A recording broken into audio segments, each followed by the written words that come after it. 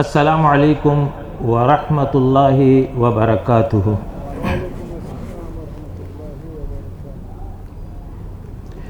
ان الحمد للہ نحمده ونستعینه ونستغفره ونؤمن به ونتوکل علیہ ونعوذ باللہ من شرور انفسنا ومن سیئات اعمالنا من يهده الله فلا مضل له ومن يضلل فلا هادي له واشهد ان لا اله الا الله وحده لا شريك له واشهد ان محمدا عبده ورسوله اما بعد اعوذ بالله من الشيطان الرجيم بسم الله الرحمن الرحيم يا ايها الناس اعبدوا ربكم الذي خلقكم والذين من قبلكم لعلكم تتقون رب اشرح لي صدري ويسر لي امري واحلل عقدة من لساني يفقهوا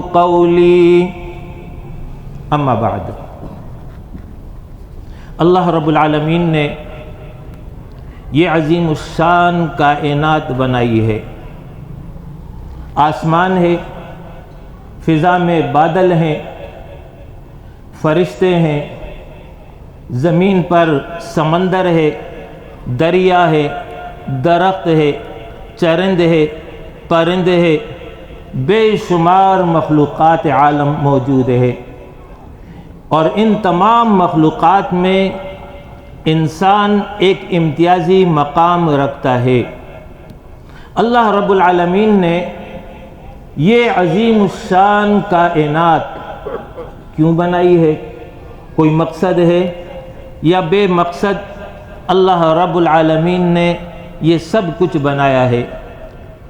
یہ وہ سوال ہے کہ جس کا جواب قرآن مجید نے خود دیا ہے۔ میں وہ آیات قرات کر رہا ہوں، ترجمے میں یہ بات واضح ہو جائے گی۔ مقصد کیا تھا؟ اللہ رب العالمین ارشاد فرما رہے ہیں وَمَا خَلَقْنَا السَّمَاءَ وَالْأَرْضَ وَمَا بَيْنَهُمَا لَاعِبِينَ، ہم نے آسمان اور زمین کو اور جو کچھ اس کے درمیان ہے فضول نہیں پیدا کیا۔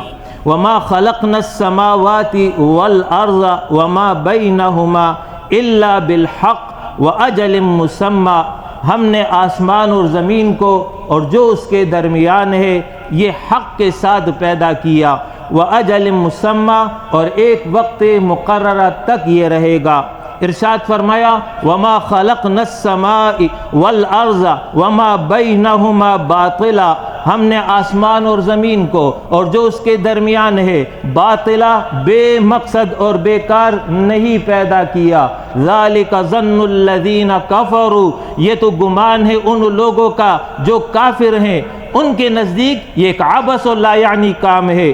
اللہ رب العالمین فرما رہا ہے وَمَا خَلَقْنَا السَّمَاوَاتِ وَالْأَرْضِ وَمَا بَيْنَهُمَا إِلَّا بِالْحَقِّ وَإِنَّ السَّاعَةَ لَآتِيَةٌ، ہم نے آسمان اور زمین کو بالحق پیدا کیا، وَإِنَّ السَّاعَةَ، اور یقیناً قیامت، لَآتِيَةٌ، آنے والی ہے، وَلِلَّهِ مَا فِي السَّمَاوَاتِ وَمَا فِي الْأَرْضِ، اللہ ہی کا ہے وہ سب کچھ جو آسمانوں میں ہے، وہ سب کچھ جو زمین میں ہے۔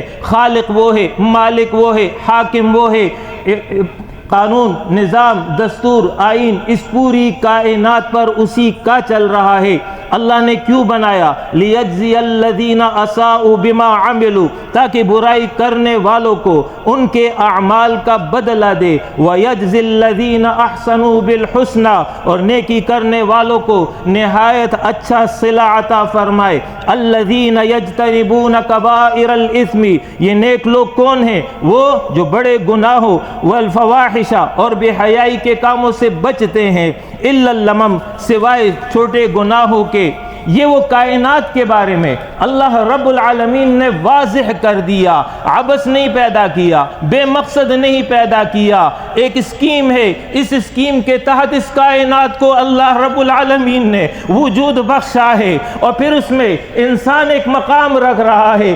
انسان کے حوالے سے اللہ رب العالمین انسانوں سے خطاب فرما رہا ہے افحسبتم انما خلقناکم عبثا وانکم الینا لا ترجعون، ترجعون، اے انسانو کیا تمہارا یہ گمان ہے میں نے تمہیں بے مقصد پیدا کیا، جو چاہو کرو، جیسے چاہو زندگی گزارو، تمہارا کوئی مقصد زندگی نہیں، تمہارا کوئی نصب العین نہیں، تمہاری کوئی ذمہ داری اور ڈیوٹی نہیں، وَأَنَّكُمْ إِلَيْنَا لَا تُرْجَعُونَ، اور یہ کہ تم لوٹ کر پلٹ کر واپس میری طرف نہیں آؤ گے۔ فَتَعَالَ اللَّهُ الْمَلِكُ الْحَقِّ، اللہ جواب میں ارشاد فرما رہا ہے، اللہ بلند اور بالا حقیقی بادشاہ ہے، لا یعنی کام نہیں کرتا، بے مقصد کام نہیں کرتا۔ اس بات کو میں اور آپ بخوبی سنتے اور سمجھتے ہیں، جانتے ہیں اس بات کو کہ دنیا میں کوئی بھی ذی شعور انسان کوئی بھی کام بے مقصد نہیں کرتا۔